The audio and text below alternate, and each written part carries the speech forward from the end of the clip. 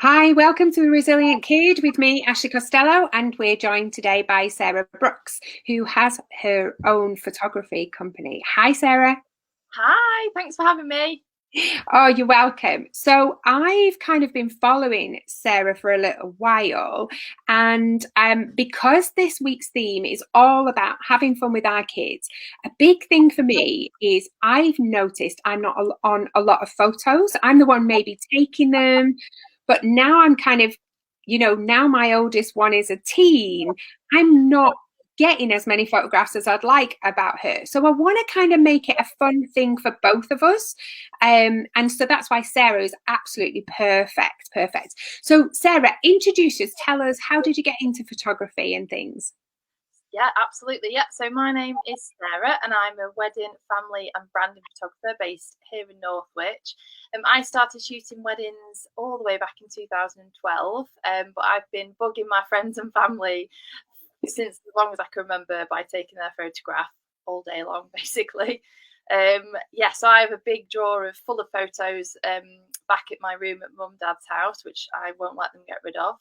And it's yeah, just photos that I've taken over the years, really. Back when photos were all digital, and you had to take photos on your film camera, which is so hard to imagine now, isn't it? The thought that you Yeah. had to, develop a photograph and things like that is amazing. But yeah, I've always been inspired by natural movements, candid moments, which to me, I think I realised at quite a young age, are a snapshot in time, in an image.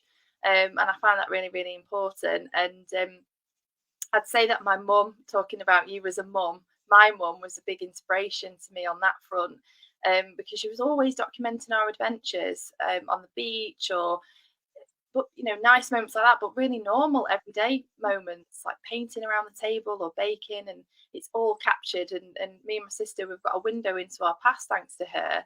And I can see how my personality has evolved in some ways, but then in other ways has completely stayed the same thanks to all of these pictures. And there's a video somewhere on of us on Christmas morning opening presents, and I say something, just casually call myself daft as a brush. And I can safely say that nothing has changed on that front. But yeah, but for me, photography is not about getting the perfect shot or feeling disheartened when you haven't, got this perfect light or the right filter, or the certain number of lights on your photograph. It's not about that. It's about capturing the heart of your family, the good, the bad, the ups and the downs, because they're not permanent, are they? Things are constantly changing. Even if we take lockdown, for example, if you compare a photograph of your family from before lockdown to now, they probably look like different people, especially around the teenager age, I'd say. But yeah, nothing lasts forever, and to me, it's really important to document it and think, what the heck, I'm just going to shoot away. And at the very least, you might capture something that you'll come to adore in years to come, or your child might come to adore, because it says a lot about their personality. But yeah, I'm really excited to talk to you about this topic today. And we're excited to have you. And my mind is racing listening to you then, because there's a million and one things. Like, for sure, I'm not as in as many, and probably your mum wasn't in as many of the photographs that she was taking of you. So I think for us to, as mums, put ourselves in the photo and not be worried about capturing that perfect photo. So definitely agree with you on that. And a little funny story that, talking about capturing moments in time. So my hubby's Irish and he's got a massive Irish family. And we went over to a wedding of his cousins, and the best friend of the couple was the photographer, which was really nice because obviously she knew them really well. And one of the things, and obviously heartily not recommended, but as the groom was at the front waiting for the bride to come, the photographer obviously could only get away with this because they are best friends, but the photographer came and leaned over to the groom, but with camera in hand, like, and just happened to whisper to him, "She's not coming," and started to take photos really quickly. And you just seen these series of photos of him kind of going, and then she said, "I'm only joking." And obviously she's still clicking away. And it was really wicked of her to do it, but brilliant kind of, to capture that what, and then him kind of recovering his composure. I'm sure you could only get away with that because you're a best friend. But yeah, just I think for me it is absolutely what you're saying, is capturing those moments in time that probably seem insignificant. But I know for me, we've got like little box of the kids' photos, like 1 to 2 or 2 to 3 or whatever, and they pore over them sometimes because it's almost like they don't necessarily remember that time. Yeah. But when you start to talk about the stories, you're kind of making up that story of who they are and how they've come to where they are now. And it's so lovely, so lovely. So have you got some top tips for us, Sarah, that, we can use in taking photos, taking these, like capturing these moments in time? Yes, I'd love to go through them with you. I'm just going to bring up my list here. Of course, we've got a list, nice and organised. Let's have a look. So for me, it's worth mentioning, obviously, the beauty of having a professional photo shoot, but mainly, and actually, I think we're going to mention this later, but I've got a waiting list of families wanting to book on for when the lockdown lifts and we're able to have the right amount of people together outside. And they are such a fun experience, but it's not always practical to have one, as we've just learned. We you couldn't have had one really in the last year. You might have booked them and then had to keep cancelling them. So I always say, don't wait for a professional photo shoot, as great as they are. And I certainly work in a very non-intrusive way. You barely even know I'm there, to be honest. You more just carry on with your afternoon out. But yeah, I'd say it's important to just get taking photos, and like I say, the relatively insignificant moments are still so special. So yeah, our 15-month-old, I've still never seen him play with another child, which is just so sad. But he was 3 months old when the lockdown began. So his whole life and my life with him has been the living room and the garden. So I feel like I'm talking to you a lot from my own experience of, there aren't anything supposedly significant events going on where we would have been travelling to Yorkshire to see family. We'd have been driving all over the world to shoot weddings. We've had to slow down and learn how to capture our family by who are not really doing much.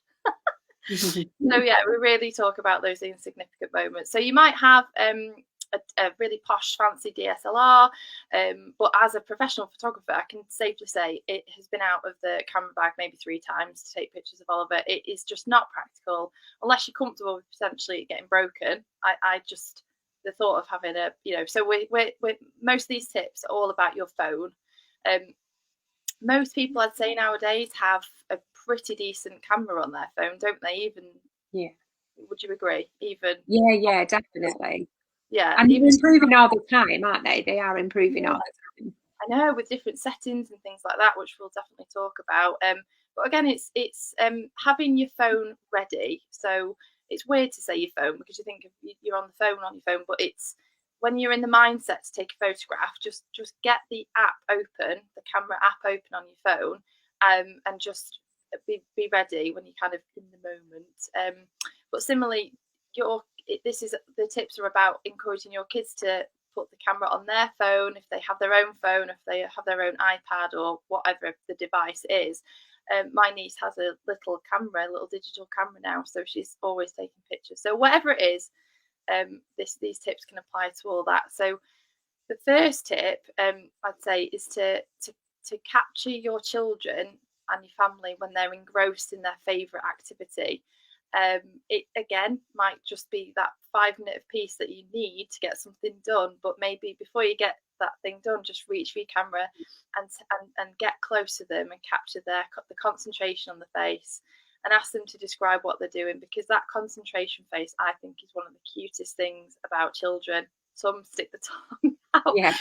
So you can, and everyone's are different, and no doubt they'll still have that concentration face when they're like 35, and you'll be able to show them. So yeah, and the second tip is to try not to zoom in, and be far away physically and think, oh, I'll just zoom in so they don't see me. I personally think that the zoom on most cameras distorts the photo and it gets more and more pixelated, and you have to hold it even more steadily. So just get closer to them. I'm coming close to the camera now. But while they're showing you something, get close with the camera. You can still be talking to them about what they're doing, but just introduce your phone over their hands, and get some lovely photographs of their fingers and them touching things. And I think that's so special. Would you agree? Do you know what? That's such a lovely image. And I'm kind of thinking, so I've got I had last week, one of my children was off poorly, just had a cold, but because of everything that's happening at the minute, we don't want to send him in, so stay at home. And he's not where he's sick enough to be in bed, but equally I don't want him lying on the couch watching TV all day either, because we've got to get him back in school at some point, and that's not going to happen if he knows he can watch TV all day.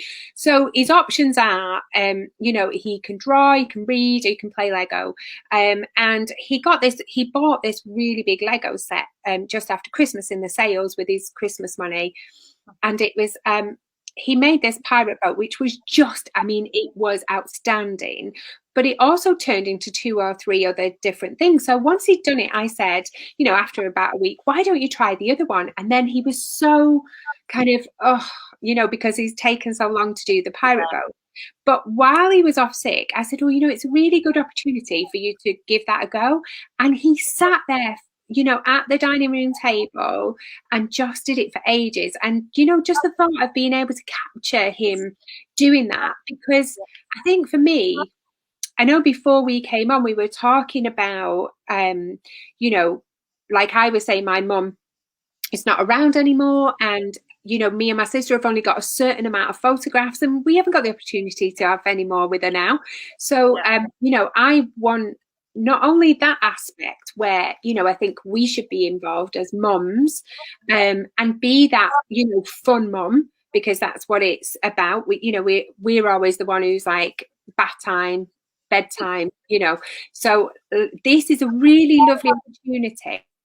Sorry about the technical difficulties, guys. Sarah and I were discussing the fact that not only is it really important to capture us as mums and that fun, that fun aspect with the kids and the camera, but also I think it's really important that the kids can kind of look back at their own life as well, and see what they used to do. And we lived in Abu Dhabi for a long time, and my hubby's fear was that the kids would forget ever being there. But we've got loads of pictures of them, on the beach, like you say, things like that. So yeah, I think it's so important, Sarah, so important.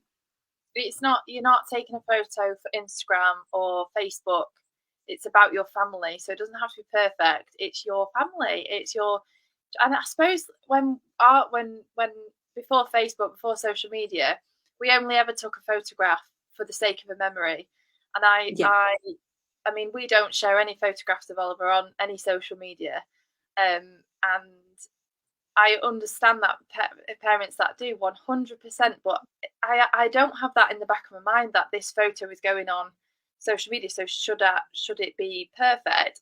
For me, unfortunately, the only place it's going this year and last year is on WhatsApp to family groups and things like that. Yeah. So as long as it's about, you just taking the photo is the most important thing.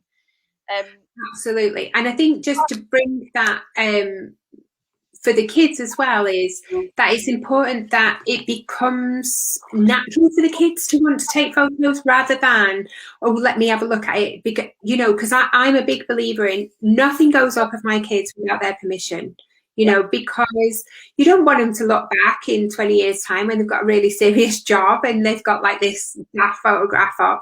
So nothing goes up without their permission.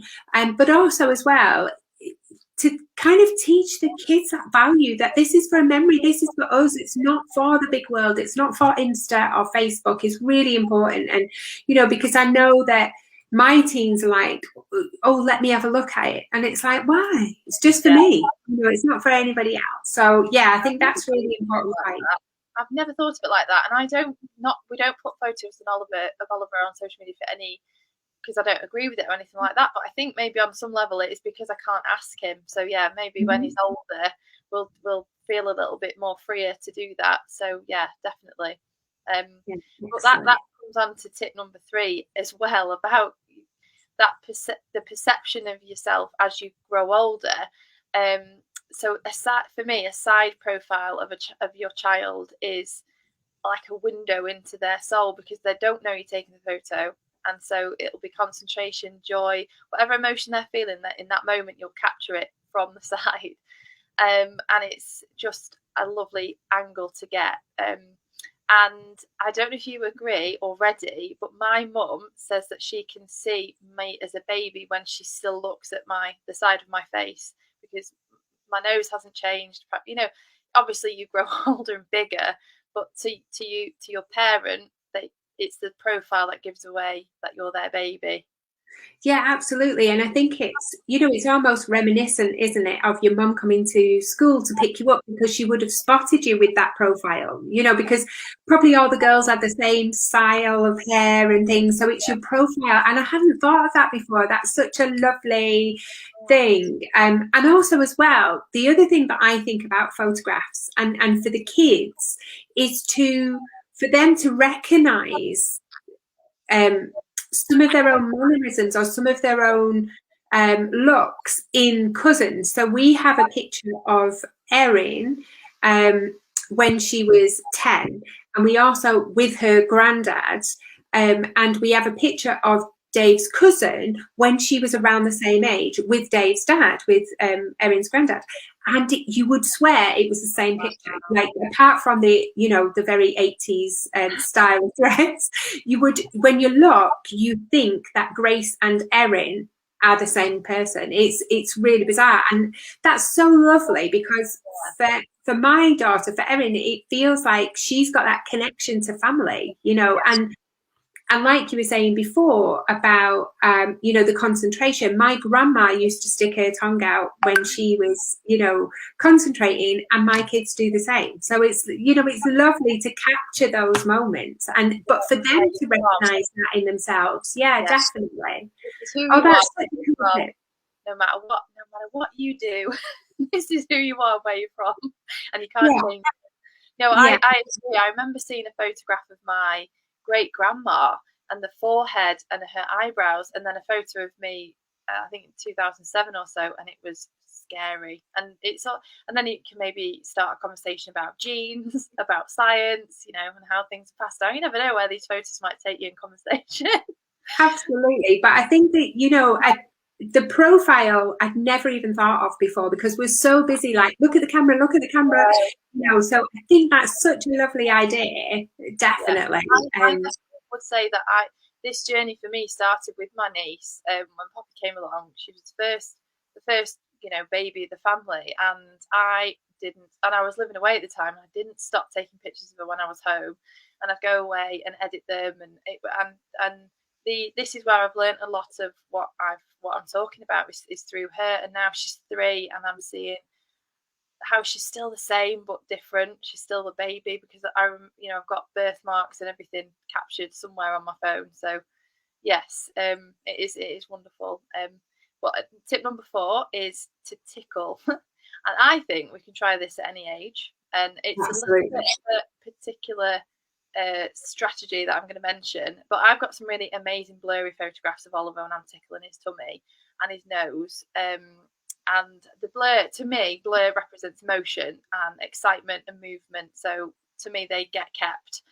And if you could try this with your kids, Ashley, and let me know how this goes. I know that they're at a funny age, but I catch Oliver when he's sat on the floor just doing something, in front of him. Have my camera at the ready, like by my face, and I go into his tummy or just tickle him with my nose. And then as I lean back, I take a photograph, because he's so surprised but happy, and it's all these emotions in one face. So I guess, depending on your age of your kids, just tickling them somewhere, it's that surprise look and just being ready and having a look back together and having a laugh about what they look like. And yeah, that's tip number 4. And then on top of that, when you are looking through your pictures from, like you say, a bit of a unpredicted moment where you've just taken lots of pictures, lots of the phones nowadays have inbuilt filters in them, and I personally love the black and white filters that are in our phone. And super quick, and for me, I've noticed that they really bring out things like birthmarks and hair. So Oliver has the most amazing eyebrows, and because he's fair, a normal colour photo you can't quite see.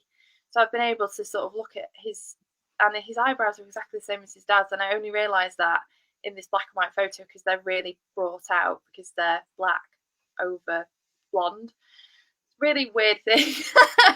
It's Also, those tiny things that yeah, really, that really stand out, and it's beautiful.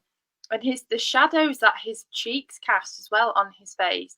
And there's a birthmark under his nose that I remember from when he was born, but I thought, to the eye, it looks like it's faded, but it's definitely still there in black and white. Brilliant. So tip number 6 is to walk, basically. And I think this, again, all ages. I think lockdown's definitely taught us, hasn't it, to just slow down. And do you remember when we could only go out for an hour a day? Yeah.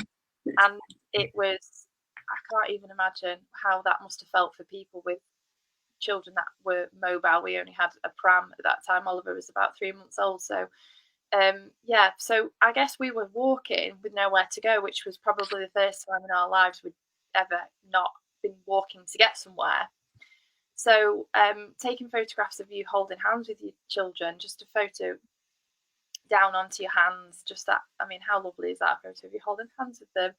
And just getting them with their camera or their whatever device it is to just notice what's around them and encourage them to take pictures of something that is there now that wasn't there the week before. Which also flows into tip number 7, which is to set up a weekend photography project, again dependent on age and how you feel your child would find that. Again, it's very important that there's no pressure on this whatsoever. It's not for school, there's no deadline. It's just about their way of expressing themselves through photography. And it could be a theme such as wildlife, blossom, leaves, rainbows, whatever you want to call it. Maybe they come up with the theme themselves. And then it just encourages you when you're out and about. They've got a focus and they know they're going to be taking photos of wildlife, or I think blossom's a good one for now because some trees are showing their blossom, others are just starting. So again, it's getting them to look, isn't it, about what's around them and look up. And I think the rainbows one would have been great for the start of lockdown because they would have had a field day taking pictures of all the posters around the area, wouldn't they, of the rainbows of the NHS thank you notes and things like that. And that would have been like a history project as well. That will go down the history books. So who knows where your little photography projects can take you and how that can capture their imagination for the future. And it's just a really good way to get them excited about taking a picture rather than the association that you've got to sit on a wall and sit nice and quietly. It's about excitement and that there's a purpose behind your pictures. And hopefully this tip, number 8, will soon disappear into history, like a lot of the negative side of lockdown and COVID. But explaining to children that you are taking a photograph for their grandparents or family members that they can't see as often. I think this time of year particularly brings about lots and lots of change with the season, and daffodils are popping up, aren't they?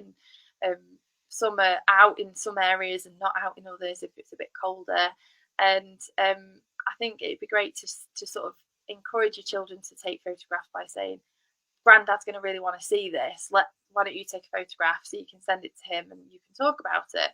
And then I would try and then say, well, how about you, now you've taken your photograph, how about you sit amongst these daffodils and then we can show Nana and Grandad you as well, because they will want to see you as well as the daffodils.